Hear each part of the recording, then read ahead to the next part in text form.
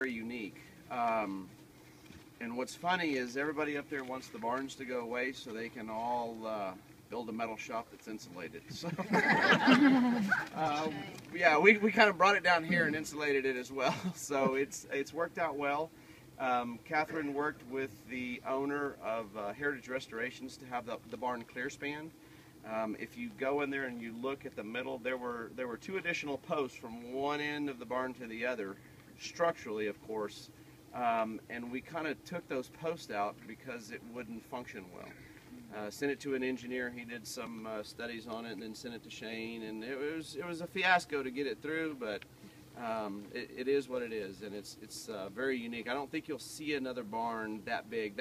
The main room in there is 4,000 square feet, and it's all hemlock. There are no trees left that big, not even close anymore. So you'll never see another barn like it.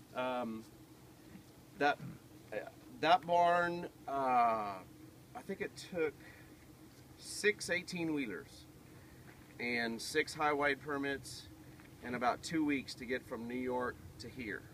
It was quite the fiasco. We took some fence down to get it in here, but it's very, very unique. And they actually stood the barn. I don't know if any of you were out here when they stood the barn back up, but in the old days they had a barn raising party. It was really invite all your neighbors over and get their labor. So we did that, I think, in April or May. Mother's Day week, three days. Yeah, they got that barn back up. 6 guys got all the timbers back up in about 5 or 6 days.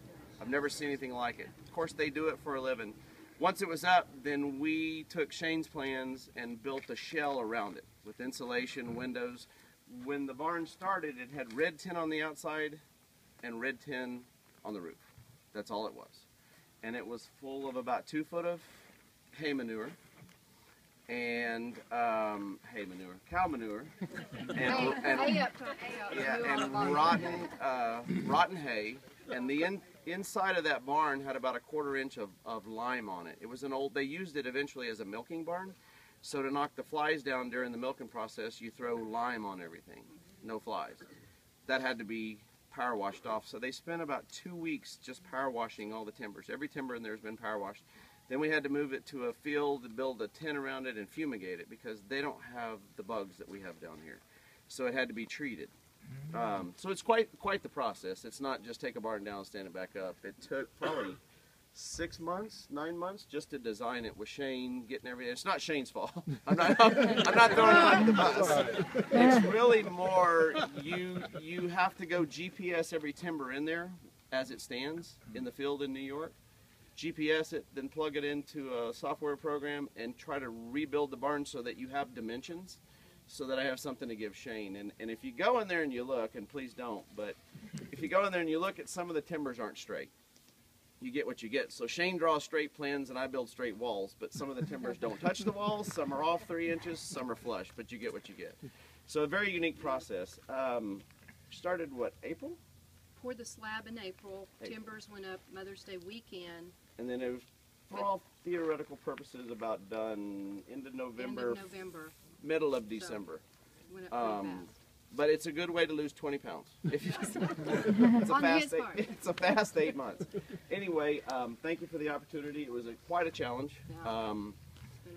Framers, it was a little wild around here for about 6.5, 8 weeks. It was rough, but got it done, and it is what it is. And a lot of the siding and stuff is old decking that came off of roof barns that were 100 years old.